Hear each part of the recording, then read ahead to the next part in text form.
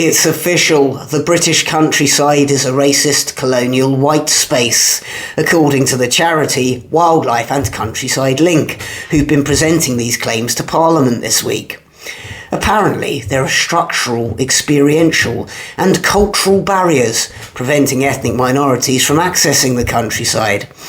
I mean, all anyone has to do to access the countryside is get in their car or on a train or a bus until they arrive at the countryside, then start walking. It's essentially free access, but according to Wildlife and Countryside Link, that's simply not possible for ethnic minorities. And should they somehow against the odds make it into the countryside, they're bound to encounter a load of white people, which must be terribly upsetting and the last thing you'd expect in an ostensibly white European country like Britain.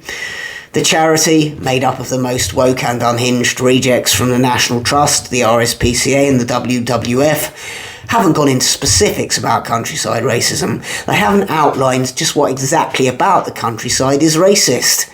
Is it because none of the cows or sheep are taking a knee? Is it the trees that are racist? On a breezy day, if you listen closely, can you hear the trees whispering racial slurs? Often at these National Trust places, you'll find a cafe selling overpriced cakes and sandwiches.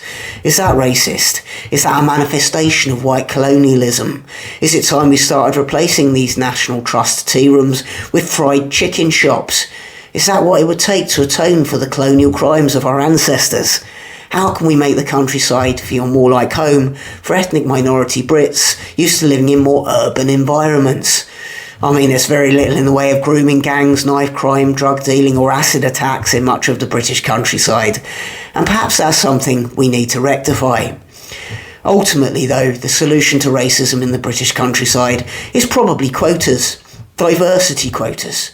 We need to limit the amount of white people we're allowing to enjoy the British countryside, and we need to encourage more people who aren't white to partake of its rural charms.